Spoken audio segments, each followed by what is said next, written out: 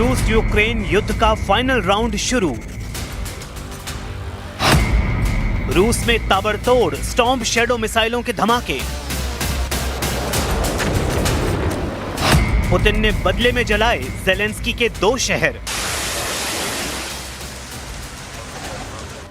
एक तरफ president Putin, दूसरी तरफ दुनिया की तमाम महाशक्तियां। लेकिन पलड़ा पुतिन का ही भारी है। हमले पुतिन के ही विनाशकारी हैं। युद्ध में पुतिन के हथियारों का बोलबाला है तो उनकी कूटनीति की सभी चाल अचूक हैं। पुतिन ने ट्रंप के सारे प्लान की हवा खराब कर दी है। पुतिन ने ट्रंप को सबसे भयानक झटका दिया है। ट्रंप को फिर लगा करंट, झुकने को मजबूर। पुतिन ने ट्रंप से बुडापेस्ट मीटिंग में मिलने से इनकार कर दिया है।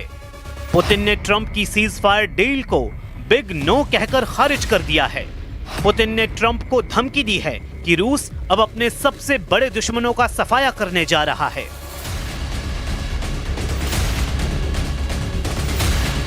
जैसे ही पुतिन ने बेखौफ इरादे जाहिर किए, रूस के तूफानी हमले शुरू हुए।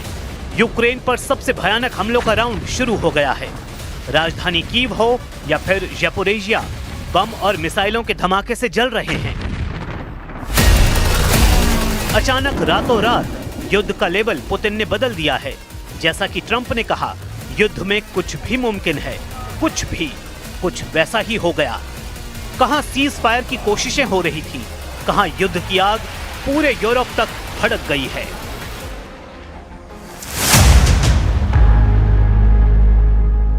क्योंकि ब्रिटेन के हथियारों से यूक्रेन ने रूस में भीषण हमला किया है। यूक्रेन मिलिट्री ने मंगलवार देर रात स्टॉर्म शैडो मिसाइलों की बौछार रूस में की है। ब्रिटेन से मिली लॉन्ग रेंज मिसाइल के धमाके रूस के ब्रांस्क में हुए हैं, जहां यूक्रेन ने गन पाउडर, एक्सप्लोजिव और रॉकेट फ्यूल बनाने वाले रूस के केमिकल प्लांट को जला दिया है। यूक्रेन फोर्सेस के जनरल स्टाफ ने हमले के बारे में बताया है कि एक कंबाइंड मिसाइल और एयर स्ट्राइक थी, जिसमें एयर लॉन्च स्टॉर्म शैडो मिसाइलें भी शामिल थीं, जिन्होंने रूस के एयर डिफेंस सिस्टम को भेद कर तबाही मचाई है। В то же время просят приостановить боевые действия на 30, а то и на 60 суток. Просят о встрече на высшем уровне. Но как же проводить в этих условиях подобные встречи? О чем говорить? Кто вообще ведет переговоры с теми, кто делает ставку на террор, с террористами?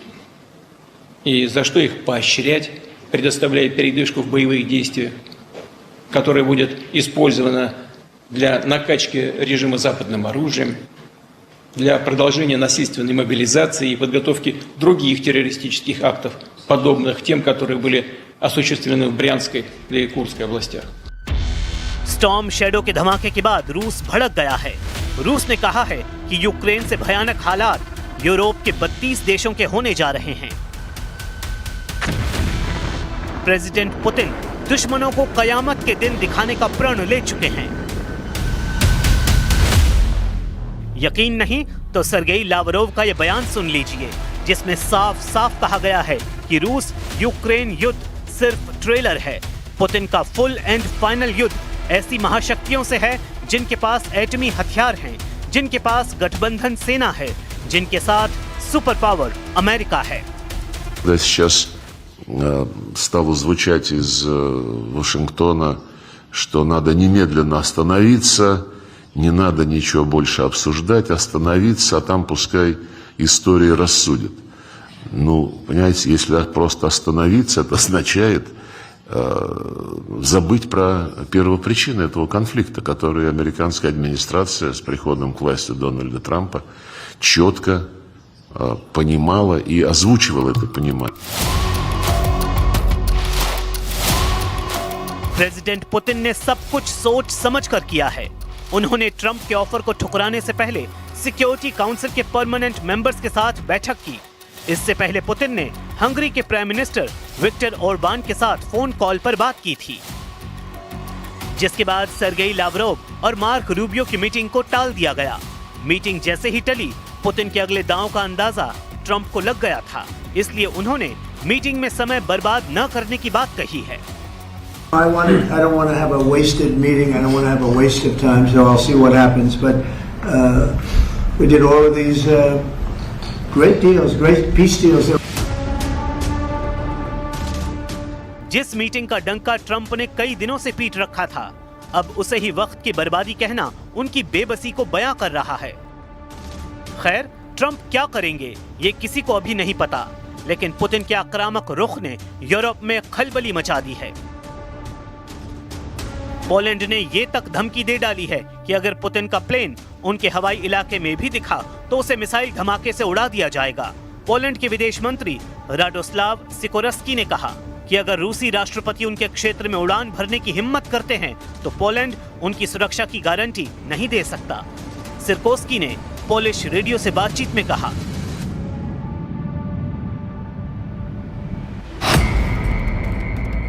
मैं गारंटी नहीं दे सकता कि कोई स्वतंत्र पोलिश कोर्ट सरकार को ऐसे विमान को हेग की अदालत में संदिग्ध को सौंपने के लिए ले जाने का आदेश नहीं देगी। पोलैंड की धमकी के बाद हंगरी और बुल्गारिया ने पुतिन के लिए सेफ हवाई मार्ग देने का ऐलान किया है। असल में प्रेसिडेंट पुतिन के खिलाफ इंटरनेशनल क्रिमिनल कोर्ट ने गिरफ्तारी का वारंट जारी कर रखा है। वारंट में पुतिन पर आरोप है कि उन्होंने यूक्रेन से सैकड़ों बच्चों को जबरन रूस भेजा था। पोलैंड आईसीसी के कानून का पालन करता है, इसलिए पुतिन के प्लेन गिराकर उन्हें गिरफ्तार करने की धमकी दी जा रही है। हालांकि अब पुतिन ट्रंप की बैठक का कुछ पता नहीं तो पोलैंड की धमकी का कोई मतलब ही नहीं बनता। मगर पुतिन की धमकी को हल्के में लेने की भूल कोई देश नहीं करने वाला, क्योंकि मिस्टर प्रेसिडेंट ने यूरोपीय देशों को दहलाने के लिए अपने जंगी लड़ाकों को अपडेट करना शुरू कर दिया है।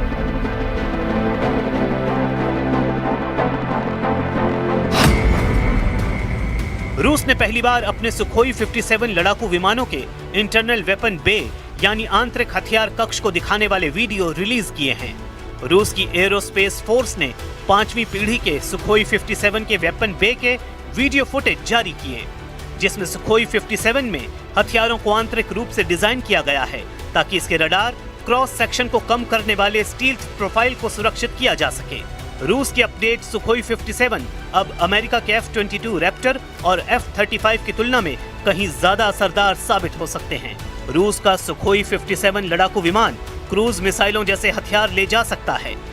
इसमें मेन हथियार स्टोर के साथ 2 साइड माउंटेन विंग रूट हवा से हवा में मार करने वाली मिसाइल ले जाते हैं। सुखोई 57 चीन और अमेरिका की 5वीं पीढ़ी के लड़ाकू विमानों की स्टेल्थ पावर की जगह क्रूज मिसाइलों की तैनाती पर ज्यादा तवज्जो दे रहे हैं।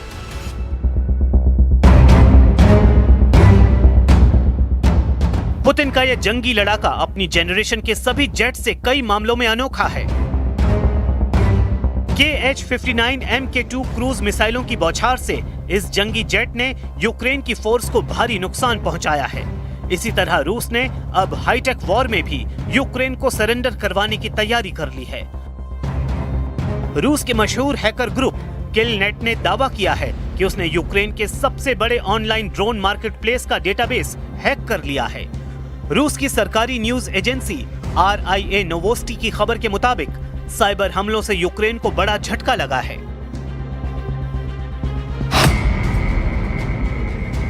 असल में रूस के हैकर्स ने 1500 से ज्यादा यूक्रेनी ड्रोन निर्माता कंपनियों के नाम, फोन नंबर और ईमेल एड्रेस चुरा लिए हैं। इसके अलावा यूक्रेन की सैन्य एजेंसियों की जानकारी, जिनमें यूक्रेन की खुफिया एजेंसी और सुरक्षा सेवा जैसी एजेंसियों के ग्राहक रिकॉर्ड भी मिले हैं। यूक्रेन की सबसे बड़ी ताकत बनी ड्रोन तकनीकी जानकारी भी रूस के साइबर सोल्जर ने हासिल कर ली है। इसमें कई यूक्रेनी ड्रोन और इलेक्ट्रॉनिक्स वॉरफेयर मॉडल्स के तकनीकी विवरण भी हैकर्स को मिले होने का दावा है। इन सब के अलावा हैकर्स ने दावा किया है कि उन्हें वित्तीय दस्तावेज भी मिले हैं, जिनसे पता चलता है कि 2024 में इस मार्केट प्लेस का कारोबार लगभग $2.1 अरब था।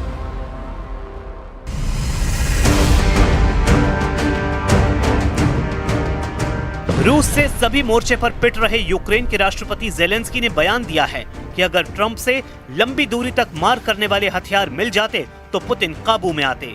जैसे ही उन्हें ये पता लगा कि ट्रंप ने हथियार देने से मना कर दिया, रूस डिप्लोमेसी को साइड कर फिर हमलावर हो गया है।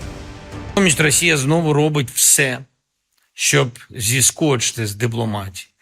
І як тільки питання далекобійності для нас, для України стало трохи далі, то майже автоматично Росія стала вже менш зацікавленою у дипломатії.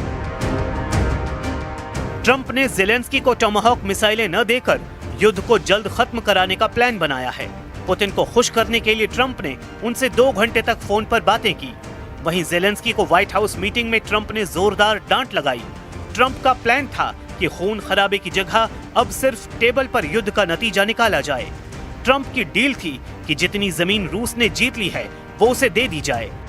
जेलेंस्की ने भी फ्रंट लाइन पर सीज फायर डील का ग्रीन सिग्नल दिया, लेकिन क्रेमलिन ने सारे मंसूबे पर पानी फेर दिया।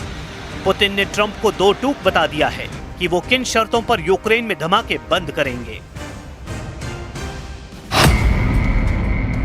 पुतिन चाहते हैं कि यूक्रेन पूरे डॉनबास रीजन से दावा छोड़ दे। पुतिन चाहते हैं कि किसी भी शांति समझौते के तहत नेटो सैनिकों की तैनाती यूक्रेन में न हो। पुतिन की डिमांड है कि समझौते में यूरोपियन यूनियन की भूमिका न हो। पुतिन ने मांग की है कि पहले शांति समझौता हो, उसके बाद संघर्ष विराम। इसमें सबसे बड़ी मांग वही पुरानी है कि यूक्रेन नेटो से हमेशा के लिए दूरी बना ले, साथ ही रूस पर लगे सभी प्रतिबंध हटाए जाएं। जेलेंस्की को ज्यादातर शर्तें मंजूर हैं। ट्रंप का तो ये भी कहना है कि जो भी नुकसान हुआ उसे भूलकर जेलेंस्की टोटल सरेंडर कर दे। हालांकि युद्ध का अंत होने की गारंटी तब भी नहीं दी जा सकती। Були зустріч з президентом Сполучених Штатів Америки. Ми домовилися, що саме так спробуємо організувати діалог на лінії, яка є зараз. Саме таким був сигнал президента Трампа і його команді. Це було і публічно. Лінія фронту може бути початком дипломатії. पुतिन के ट्रैप में फंसे ट्रंप और जेलेंस्की फिलहाल असमंजस में हैं। पुतिन को कैसे सीज फायर के लिए तैयार किया जाए, इसके लिए नेटो नेशन मंथन कर रहे हैं, जबकि पुतिन इस तैयारी में हैं कि यूक्रेन के बाद सबसे पहले किसे सबक सिखाया जाए। मुमकिन है जिस तरह पोलैंड ने पुतिन को परेशान किया है उसका नंबर पहले लगे। Russia, using all kinds of ships, clunker feet, whatever, can reach, unfortunately, deep into Europe.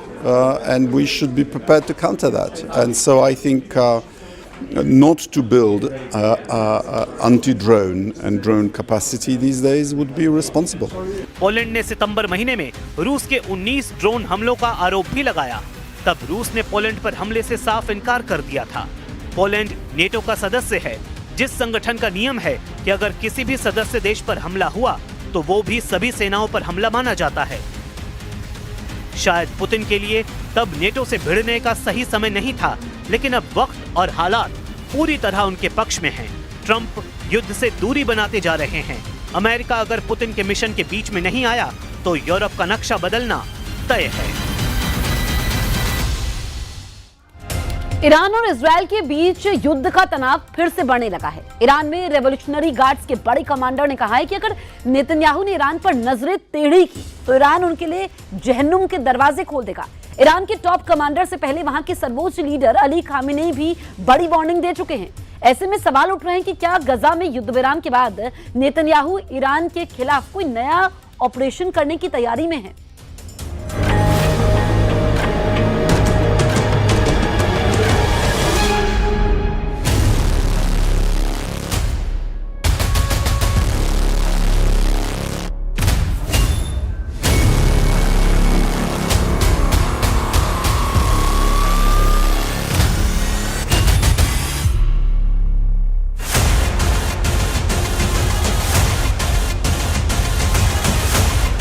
क्या इजरायल पर फिर पटने जा रही है ईरान की मिसाइल?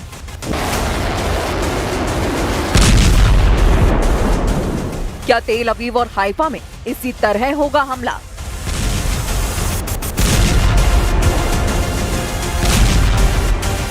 क्या ईरान की मिसाइलों के आगे फिर ढह जाएगा इजरायल का डिफेंस सिस्टम? इजरायल पर ईरान के हमले को लेकर बड़ी चेतावनी जारी हुई है। ईरान में सर्वोच्च नेता अली खामनेई के नए कमांडर, रिवॉल्यूशनरी गार्ड्स के नए chief major general Mohammad Pakpour ने ऐसी वार्निंग दी है कि नेतन्याहू और ट्रंप के पैरों तले जमीन खिसक जाएगी। ऐसा दावा ईरान में किया जा रहा है। कमांडर पाकपून ने कहा है कि अगर इजराइल ने ईरान पर फिर हमला करने की गलती की तो ईरान की सेना इजराइल के लिए जहन्नुम के दरवाजे खोल देगी। मेजर जनरल पाकपून की वार्निंग बता रही है कि ईरान ऑपरेशन टू प्रॉमिस 4 को अंजाम देने के लिए पूरी तरह से तैयार है। ईरान के इस बहुत ही ताकतवर कमांडर की वार्निंग सर्वोच्च नेता अली खामनेई की चेतावनी के एक दिन बाद आई है। दोनों ने ईरान के दुश्मनों से कहा है कि 13 दिन के युद्ध के बाद अगला हमला उनकी जड़ें हिला देगा। जाहिर है दोनों का इशारा इजराइल और अमेरिका की तरफ है। मेजर जनरल मोहम्मद पाकपूर को मेजर जनरल हुसैन सलामी की मौत के बाद IRGC का कमांडर बनाया गया है। मेजर जनरल हुसैन सलामी की मौत 13 जून को इजराइल के हमले में हुई थी और उसके बाद से पाकपूर IRGC की कमान संभाल रहे हैं। इजराइल के खिलाफ 12 दिन तक मिसाइल अटैक करने के बाद जब युद्ध विराम हुआ तो मेजर जनरल पाकपूर ने क्या कहा था, बहुत गौर से देखिए। دستشون روی ماشه است. اگر خطایی از طرف دشمن صورت بگیره حتما مثل 12 روز گذشته مقابله مثل جانانه انجام خواهیم داد. در دفاع از این کشور ما لحظه‌ای به خودمون تردید داریم. ईरान की मिसाइल लगातार लॉन्च पैड पर तैयार हैं। कमांडर पाकपून ने बहुत साफ कहा है कि हमारी अंगुली मिसाइलों के ट्रिगर पर है और खामनेई से भी उन्हें सिग्नल मिल चुका है कि इस बार इजराइल ने हमला किया तो कोई रहम न दिखाया जाए। वैसे नेतन्याहू के खिलाफ मोर्चा कमजोर नहीं हुआ है। कतर ने गाजा में युद्ध विराम तोड़े जाने को लेकर इजराइल पर निशाना साधा है। गाजा में सीजफायर के ऐलान के बाद भी इजराइल के हमले नहीं रुके हैं और हमास को कई जगह टारगेट करने के नाम पर इजराइल के एयरफोर्स ने कई जगह पर बमबारी भी की है। ونؤكد هنا إدانتنا لجميع الانتهاكات والممارسات الإسرائيلية في فلسطين ولا سيما تحويل قطاع غزة إلى منطقة غير صالحة للحياة البشرية ومواصلة خرق وقف إطلاق النار وتوسيع الاستيطان في الضفة الغربية ومساعي تهويد الحرم القدسي الشريف، مؤكدين أيضا على أن قطاع غزة جزءا لا يتجزأ من الأراضي الفلسطينية من الدولة الفلسطينية.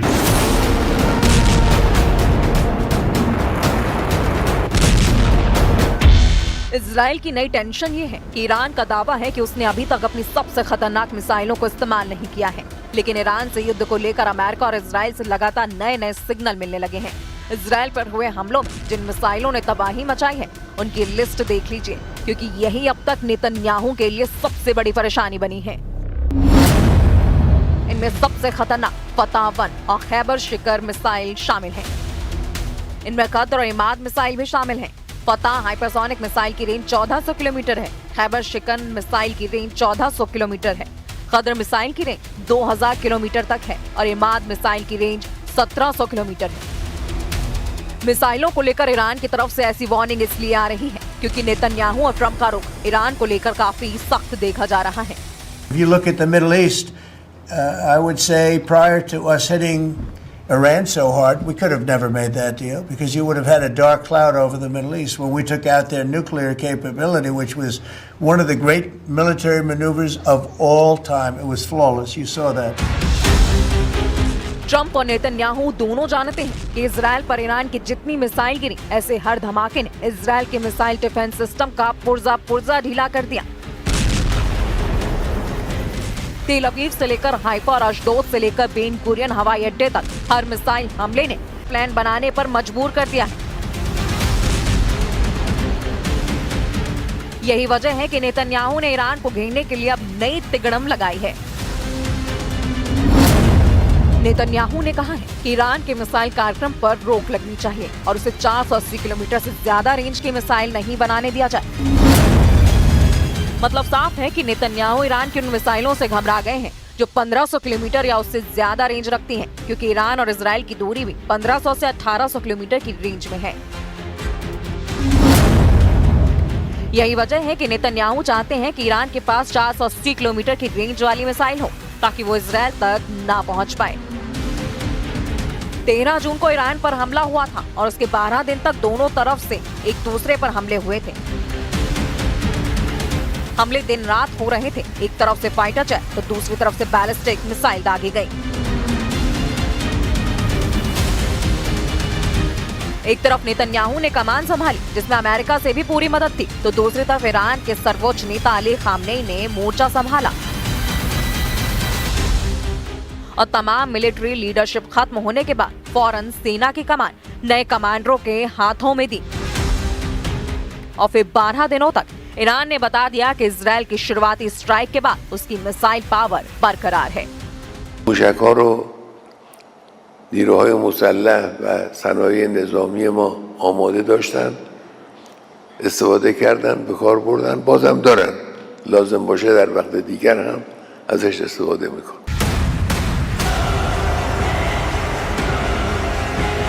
ईरान के तेवर बता रहे हैं कि उनकी मिसाइल फिर तैयार है और ईरान पर फिर से हमला हुआ तो तेल अवीव और हाइफा पूरी तरह दहलेगा। ये वार्निंग ईरान से लगातार आ रही है। ईरान के बड़े बड़े जनरल लगातार इजराइल को वार्निंग दे रहे हैं। ईरान के मेजर जनरल यहिया रहीम सफवी, जो सर्वोच्च नेता अली खामनेई के सलाहकार भी हैं, उनका दावा है कि ईरान के पास हजारों मिसाइल और ड्रोन हैं जो खुफिया ठिकानों पर रखे गए हैं और अगर ईरान पर युद्ध हुआ तो उनका इस्तेमाल किया जाएगा। कह सकते हैं कि वार्निंग सीधा अली खामनेई की तरफ से आई है। ईरान बार बार ये दावा कर रहा है कि उसने 12 दिन के युद्ध में अब तक अपनी पूरी ताकत का इस्तेमाल नहीं किया है और न ही अपनी नौसेना और IRGC की खुदस फोर्स को तैनात किया है। और अगर दोबारा युद्ध ईरान पर थोपा गया तो इसका नतीजा इजराइल की संपूर्ण तबाही होगा।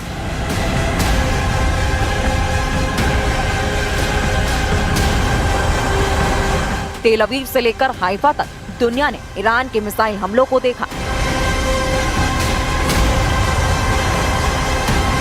जमीन पर तबाही देखी, बड़ी बड़ी इमारतों को खत्म होते देखा और ये तस्वीरें नेतन्याहू के कमांड सेंटर से लेकर व्हाइट हाउस में भी देखी गई। इसलिए ट्रंप ने भी कहा है कि ईरान और इजराइल दोनों को इस युद्ध में नुकसान हुआ है और इजराइल ने भी बड़ी चोट खाई है। इससे पहले इजराइल में विपक्ष के सांसद और पूर्व रक्षा मंत्री एविगडोर लिबरमैन कह चुके हैं कि ईरान इजराइल पर बड़ा हमला कर सकता है।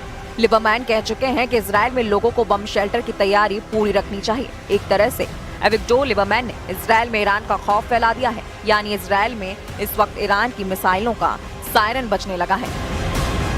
इजराइल की सेना को इस बात का एहसास है कि जून में हुए युद्ध के बाद ईरान ने अपना हथियार गोदाम भर लिया है। इजराइल को भी अमेरिका से हजारों बंकर बस्टर बम सप्लाई हो चुके हैं। इसलिए अगला ट्रिगर कौन दबाएगा, नए युद्ध का फैसला यही बात करेगी। एविगडोर लिबरमैन ने कहा है कि ईरान इजराइल से बदला लेना चाहता है, इसलिए इजराइल को ईरान पर फिर से पहले हमला कर देना चाहिए। ईरान बदला जरूर लेगा, इजराइल पहले हमला करे। इसमें कोई शक नहीं कि नेतन्याहू बहुत दबाव में है। गाजा में युद्ध विराम के बाद उनकी सीना खाली है। एयरफोर्स को फिर से तैयार करके इजराइल में नए युद्ध का अलर्ट जारी किया जा रहा है। एविगडोर लिबरमैन जिस तरह से ईरान को ललकार रहे हैं, उससे लगता है कि नेतन्याहू को कोई फैसला लेना होगा, क्योंकि अब इजराइल अंदर ईरान से फिर युद्ध करने का प्रेशर बढ़ने लगा है। लिबरमैन इजराइल में विपक्ष की पार्टी ये इजराइल बेतूनों के प्रमुख हैं। उनका कहना है कि ईरान को रोकने के लिए इजराइल के पास कोई और रास्ता नहीं है। इसलिए ईरान के बचे हुए परमाणु और मिसाइल ठिकानों को पूरी तरह बर्बाद कर देना चाहिए और ये भी कि वो खुद मोसाद से कहेंगे कि ईरान में सत्ता बदलने के लिए काम किया जाए। اونها توقع نداشتن که موشک ایرانی ساخت دست جوان ایرانی بتوانه با شعله‌های خودش، با آتش خودش اعماق برخی از مراکز حساس تحقیقاتی اونا رو تبدیل و خاکستر کنه. खामेनेई अभी भी ईरान की हुकूमत चला रहे हैं और नेतन्याहू उन्हें इजराइल के लिए सबसे बड़ा कांटा मानते हैं।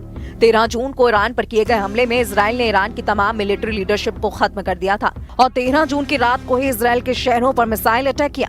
जाहिर है इसकी प्लानिंग में मेजर जनरल पाकपोर भी शामिल रहे होंगे। यही वजह है कि लिबरमैन दावा कर रहे हैं कि अगर वो इजराइल के प्रधानमंत्री होते तो ईरान पर हमला कर देते और नेतन्याहू को भी इस वक्त ऐसा ही करना चाहिए। वैसे 13 जून को ईरान पर हमला करके नेतन्याहू ने यही करने की कोशिश की थी और वे अपने मिशन में पूरी तरह फेल साबित हुए हैं। लेकिन लिबरमैन जिस तरह से नेतन्याहू को युद्ध के लिए उकसा रहे हैं, उससे साफ है कि ईरान और इजराइल के बीच बहुत खतरनाक युद्ध का खतरा फिर से मंडराने लगा है। एविगडोर लिबरमैन 2001 से इजराइल की सरकारों में मंत्री रहे हैं। 2006 में वो पहली बार उप प्रधानमंत्री बने। 2009 में वो पहली बार विदेश मंत्री बने। 2016 में लिबरमैन पहली बार रक्षा मंत्री बने और 2021 में 1 साल के लिए वित्त मंत्री भी रहे हैं।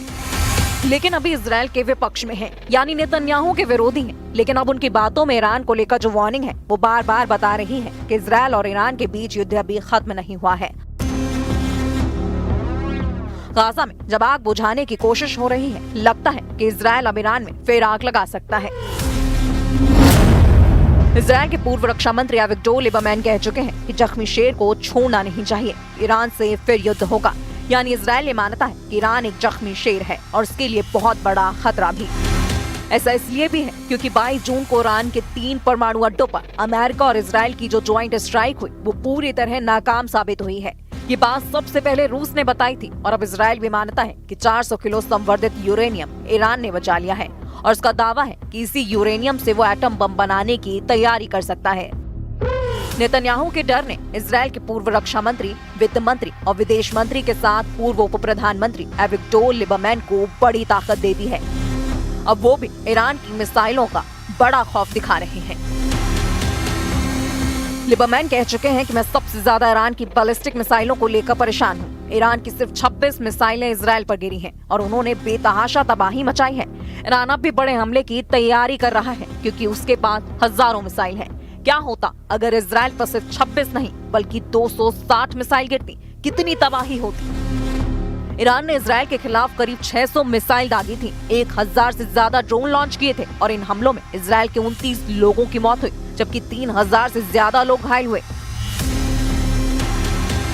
उनके मुकाबले में इजराइल ने ईरान में 900 टारगेट्स पर 4000 से ज्यादा बम गिराए और इन हमलों में ईरान के 1060 से ज्यादा लोगों की मौत हुई। लेकिन इजराइल के शहरों और खासकर मिलिट्री अड्डों पर जिस तरह से ईरान की मिसाइल गिरी, उसने इजराइल के मिसाइल डिफेंस सिस्टम को पूरी तरह नाकाम साबित किया। इसके बाद सीजफायर से पहले ईरान ने कतर में भी अमेरिका के मिलिट्री बेस को नहीं बख्शा। यानी ईरान ने बता दिया कि उस पर हमला हुआ तो जवाब जरूर मिलेगा। اینا مایوسن. اینا در جنگ 12 روزه اونچنان سیلی خوردن که باور نمی‌کردن، توقعشو نداشتن. مایوس شدن. این رفت روحیه بده به اونها. این رفت اونها رو از یأس خارج کنه. این حرفایی است که به یک مسئولین مایوس زده میشه. اینجور حرفایی که او زد. नेतन्याहू का सबसे बड़ा फोकस ईरान पर है। गाजा पर बमबारी रुकी हुई है, इसलिए अमेरिका की तरफ से आने वाले 2000 पाउंड वाले नए बमों से ईरान को फिर दहलाया जा सकता है। 12 दिन के युद्ध में इजराइल ने ईरान पर 4200 बम गिराए थे, लेकिन इस बार इजराइल के पास तबाही के लिए डबल ताकत आ चुकी है।